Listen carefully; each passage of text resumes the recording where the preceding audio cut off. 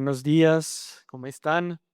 Muchas gracias, Artiaga, por la invitación y por supuesto a todos ustedes por quedarse acá y por oírnos. Vamos a hablar de confianza, que yo creo que es eso que nos falta tanto en Colombia, pero también a nivel global. Nosotros desde Edelman es la agencia de comunicaciones y asuntos públicos más grande del mundo, más de 70 años en el mercado. Llevamos ya 26 años midiendo la confianza a nivel global en las diferentes instituciones.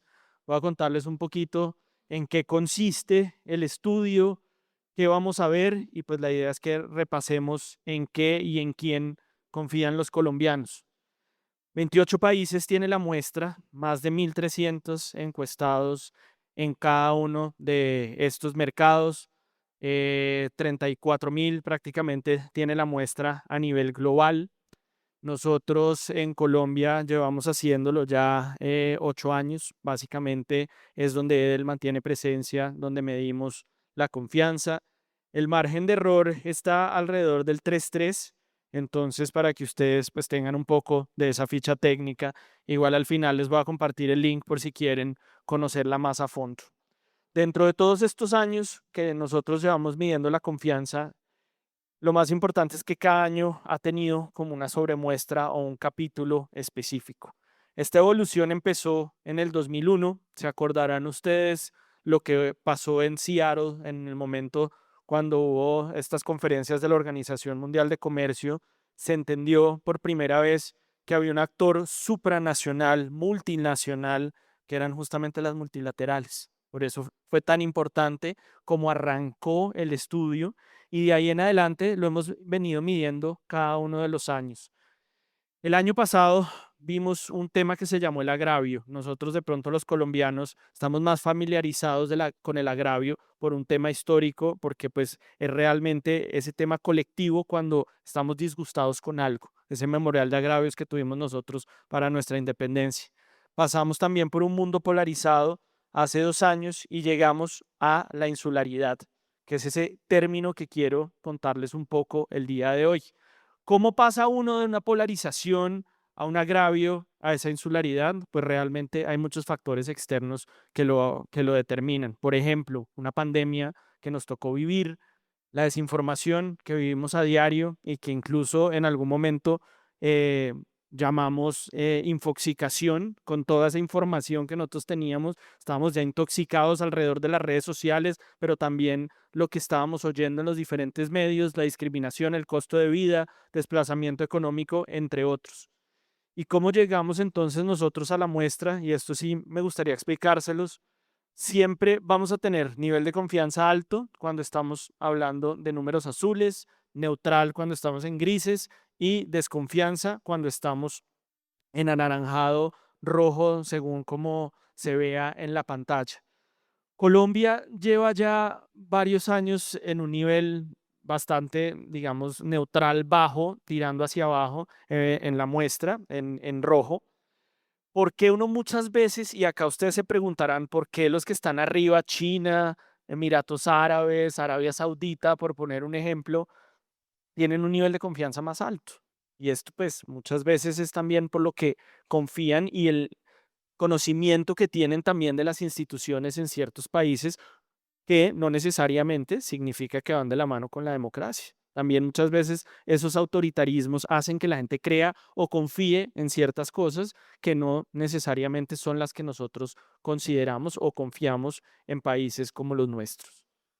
¿Qué ha pasado en Colombia? Y acá les quiero hablar siempre de 4 instituciones: empresas, ONGs, medios de comunicación y gobierno. Las empresas están liderando el nivel de confianza en Colombia con 65 puntos, ONGs con 50, medios 45, gobierno 34. A aquellas personas que están empleadas, que además pues sabemos que tenemos una informalidad muy alta dentro del país, aquellas que tienen un empleador, el empleador no necesariamente lo piensen ustedes siempre como ese gran empleador de empresa grande, sino también el dueño de la tienda que da empleo formal, por poner un ejemplo. Ese empleador sería la persona en la que más están confiando los colombianos para aquellas personas que estén empleadas. Esta ha sido un poco la evolución de los últimos años de este estudio, para que ustedes la vean en perspectiva.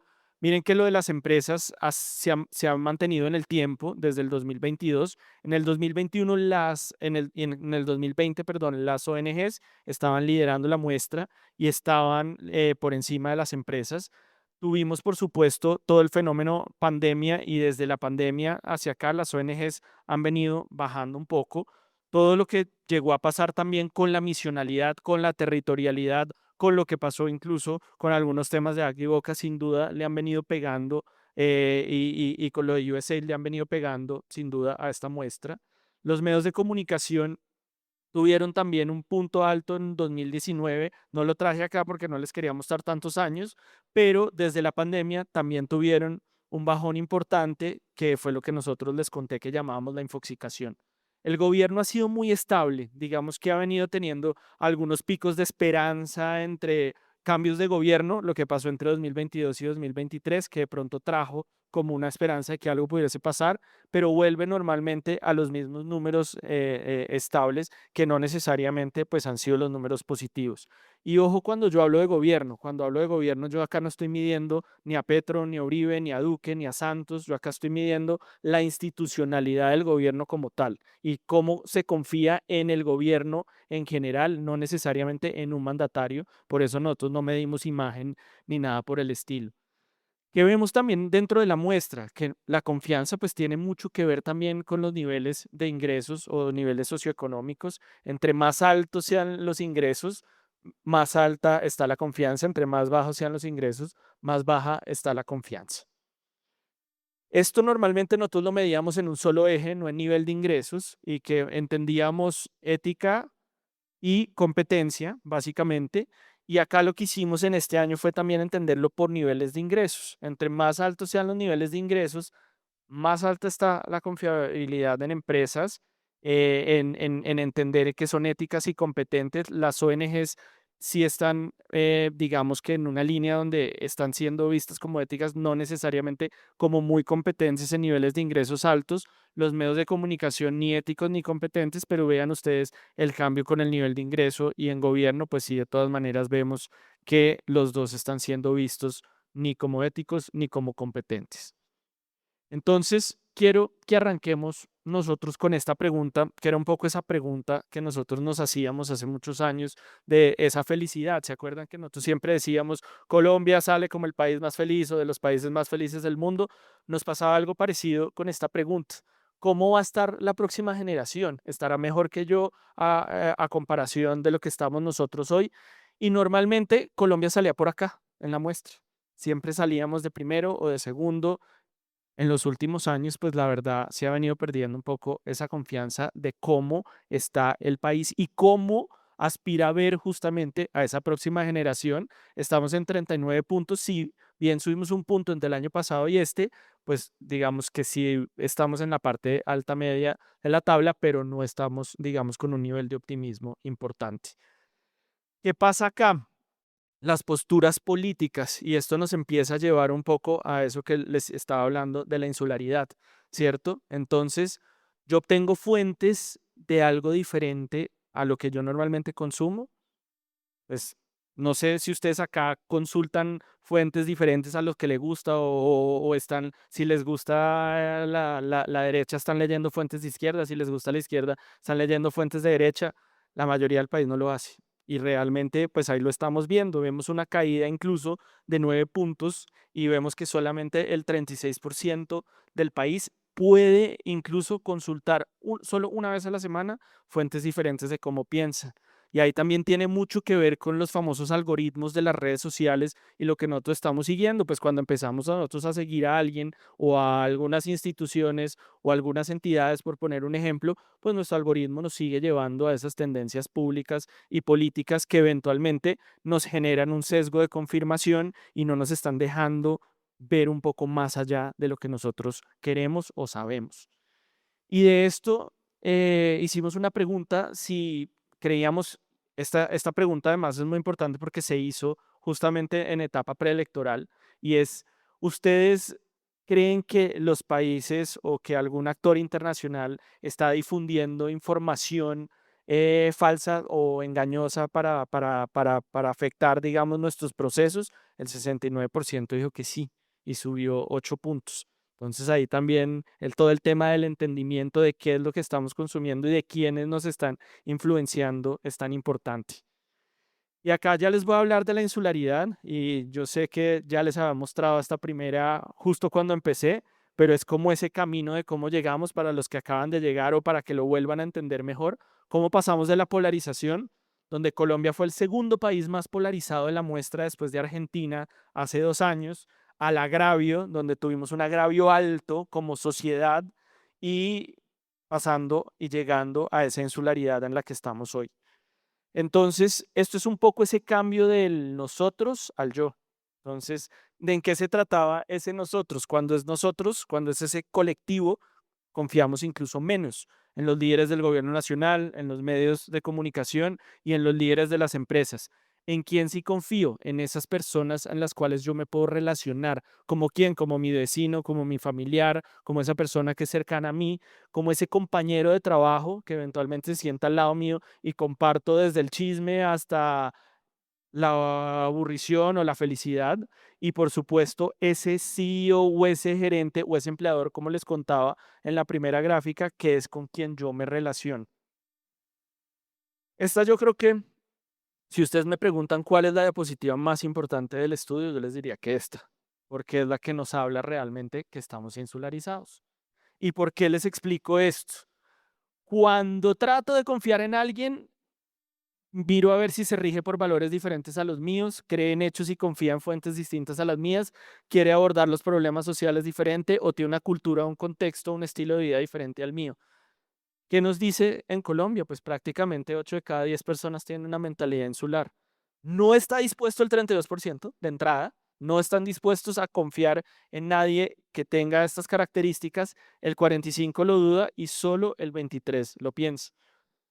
No quiero meterme en temas políticos, pero sí les quiero hacer una reflexión. En primera vuelta en Colombia, el 85% del país votó para un lado o para el otro lado. Dice mucho de este 8 de cada 10, ¿cierto? Básicamente es como estamos pensando. Solo el 23% estaría abierto a pensar y a entender cosas diferentes a las que tiene. Dentro de eso, les quiero mostrar que la mentalidad insular no es algo que simplemente nos esté pasando a nosotros en Colombia, es algo que le está pasando a la generalidad de los mercados y casi que hay un 70% de insularidad a nivel global. Entonces es algo que estamos viviendo en América Latina, es algo que estamos viviendo en Estados Unidos, sin duda, pero es algo que estamos viviendo en todo el mundo actualmente. Esa mentalidad insular hace que solamente confíe en ese círculo cercano al mío y no en esas personas a las cuales veo yo lejos. Entonces, cuando hablamos de mi empleador, de esa persona con la que yo me relaciono en el día a día, pues tengo una confianza más alta. Ese vecino, bien, pero ya cuando hablamos de un gerente de una compañía que uno ve en medios, pues uno dice, acá no estoy confiando tanto en el periodista menos y en el líder de gobierno, incluso ni siquiera estoy confiando en lo que me está diciendo acá, sea de la tendencia que sea. Entonces, hay una diferencia importante entre quienes están pensando en esa mentalidad insular y en quienes tienen una mente abierta. Si uno eventualmente tuviera una mente abierta y pudiese, digamos, entender más al otro, el 70% confiaría en las empresas, que está encima de lo que vimos en la muestra, el 62% en las ONGs, el 53% en medios y el 52% en gobierno. Pero esas personas que están cerradas a la banda, que no confían en nadie distinto, solamente el 47% confía en empresas, 38% en ONGs, 32% en medios y 28% en gobierno. Bajan la media de toda la muestra, básicamente. Hay un consenso global para atender la insularidad. El 31% dice que este es un problema moderado, pero el 45% dice que sí es un problema a nivel de crisis. Y ojo que en Colombia incluso más. El 51% pensamos que sí es un tema importante o que sí es un tema a nivel de crisis que debemos resolver, justamente el tema de la insularidad. Esto es un poco cuando nosotros le preguntamos esto a todo el mundo en la muestra, digamos, a nivel global. Esto es lo que nos arroja en Colombia y es muy diciente también de cómo estamos como sociedad. El 33% preferiría cambiarse de área antes de reportarle a un gerente que tenga valores diferentes a los propios. El 26% diría que si el líder tuviera creencias diferentes, bajaría incluso su rendimiento para que no tuviera éxito y para que no pudiera brillar esa persona. En nacionalismo sí estamos muy por debajo, se los digo, de la muestra de América Latina, pero incluso de la muestra global. Solamente el 18% apoyaría la reducción de empresas extranjeras que operan en mi país. Porque es importante esta cifra también para entenderla, porque muchas de las multinacionales o las empresas que llegan a diferentes territorios pueden hacer un buen trabajo siempre y cuando cumplan con la misionalidad y no simplemente hagan pañitos de agua tibia con las comunidades. Entonces, creo que esto también es una cifra bastante diciente para lo que viene. Pero creo que no todo es malo. Yo creo que ya les dije el escenario en el que estamos y cómo nos estamos relacionando nosotros en el país. La importancia es cómo salimos de ahí y cómo salimos de esa espiral de desconfianza y cómo nos volvemos corredores de confianza, básicamente. El famoso broker que uno lo ve en negocios y demás, pero también lo podemos ver en las acciones y en nuestro día a día y en lo que nosotros hacemos. ¿Qué es un broker? Pues básicamente esa persona o institución que es capaz de hacer que los otros confíen o que es capaz de tender puentes. ¿Y cómo se puede hacer? Pues de muchas formas y de muchos intereses comunes que nosotros tenemos. Lo importante acá es decirles por qué actualmente puedo confiar en valores diferentes, ¿no? Lo primero es que pues tengo una mente abierta, lo segundo es que puedo ser transparente, lo otro es cuáles son esas experiencias positivas que tengo para mostrar o que tengo que hacer o que tengo que trabajar con las comunidades o con las personas en los diferentes territorios porque me hayan ayudado en el pasado o porque me defendieron pues cuando también he sido criticado. En Colombia, como tal, ese broker de confianza es esa persona que ayuda a las empresas a generar confianza en los momentos críticos. Lo primero han sido las personas que cooperan para encontrar soluciones sin tener partidos, y yo creo que esa es un poco la misionalidad que debemos tener en las empresas. Ya más abajo se vuelve el yo, entonces primero se está pensando en el colectivo justamente, si se apoya la postura a mis valores, si se apoya mi postura o si no adopta ninguna postura pública sobre temas, que vean que la mayoría de personas sí quieren que se hagan cosas, que no necesariamente las empresas y todo el mundo se quede callado alrededor de lo que está pasando. ¿Cuáles son esas claves justamente de ese brokering de confianza? Que se invierta en proyectos comunitarios a largo plazo, lo que les estaba contando anteriormente cuando hablamos del nacionalismo también, que se contrate a personas de la comunidad en específico y el tema de interacción a corto plazo que nos ayude a recuperarnos de una crisis cuando tenemos algo, un evento o alguna situación desafortunada que realmente puedan llegar a solucionar algún tema y que done a las organizaciones sociales sobre mi comunidad vean que queda ya muy bajito como temas de asistencialismo. Entonces hay mucho más de lo que se puede hacer. Entonces, si somos brokers de confianza en mi empleador, esto sí es impresionante porque es el único país de la muestra que piensa que tanto la institución está obligada, pero que también lo está haciendo bien. Esto no pasó en ningún otro lado de la muestra. Entonces, increíble que esto esté pasando en Colombia con mi empleador. Ojo con el poder que tiene también el empleador. Ojo con el poder que tiene esa persona, pero lo digo además para bien. Y justamente en estos momentos de polarización es donde más tienen que salir adelante. El 74% de las empresas dice que la institución está obligada, solo el 63% dice que lo está haciendo bien. En las ONGs el 73% dice que están obligados, el 49% dice que lo están haciendo bien. En los medios el 75% que están obligados, 40% que lo está haciendo bien. Y ya en el gobierno dice todo el mundo está obligado a hacerlo, pero el 33% dice que realmente lo está haciendo bien. ¿Cuál es ese playbook justamente de lo que deberían hacer cada una de las instituciones para volverse ese broker? Primero, las ONGs lo que tienen que hacer es ayudar a traducir entre los diferentes grupos, ¿no? Ayudar a que los grupos que desconfían entre sí se empiecen a entender mejor. Entonces, ese rol de articulación le queda muy bien a las ONGs. ¿Qué tiene que hacer el gobierno? Que es difícil también en momentos de alta polarización, evitar la retórica que culpa o estigmatiza el famoso retrovisor. Todo fue culpa del anterior, todo fue culpa del anterior y yo no. Y exigir también que los políticos participen en ese diálogo cívico. ¿Qué deben hacer los medios? Dedicar el mismo tiempo y cobertura a los diferentes puntos de vista. Lo más importante es tener notas equilibradas. cuando uno oye las diferentes visiones sobre un mismo problema y no solo uno quedarse con uno en ser juez y parte. Y los titulares, el famoso clickbait. Estamos en una sociedad donde nos gusta el titular amarillista, siempre nos ha gustado toda la vida. Antes seguramente se acuerdan de medios como El Espacio, por ejemplo, que siempre estaba el titular supremamente amarillista. Nos sigue pasando exactamente lo mismo hoy, sino que ahora somos tendenciosos hacia la ideología política que tenemos. Entonces, ¿quién tiene más likes? ¿Quién se mete más? Y es la guerra de eso y no necesariamente del titular que nos está contando. Las empresas, ojo, son ejercicios que siempre se pueden hacer. Tenemos que hacer que las personas que son diferentes a mí también tengan opinión dentro de lo que estamos haciendo y de las decisiones que estamos tomando. Muchas veces en las empresas nos encerramos que somos los 5 que se llama el C-suite.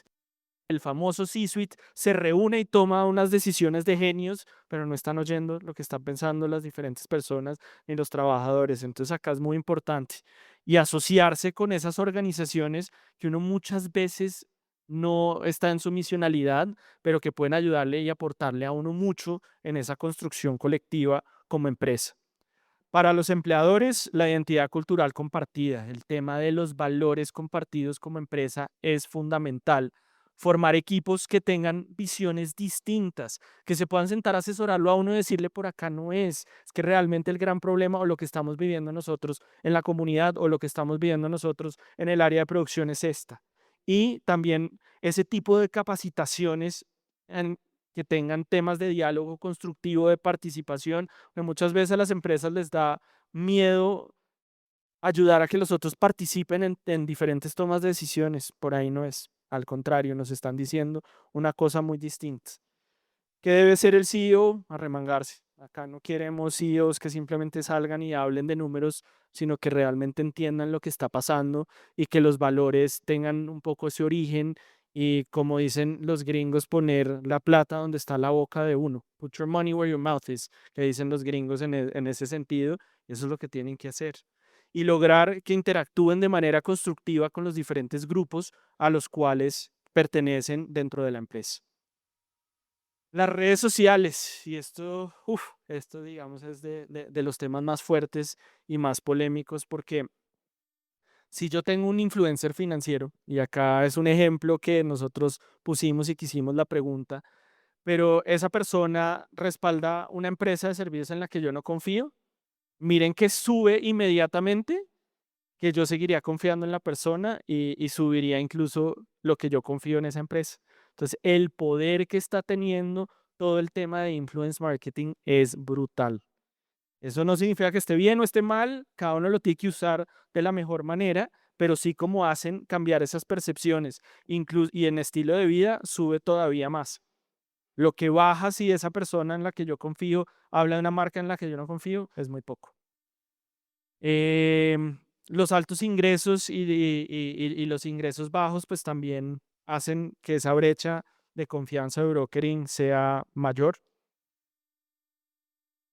Y por último, quería pues dejarles algunas lecciones y es la insularidad cuando es progresiva, pues desafortunadamente va a frenar el ingreso.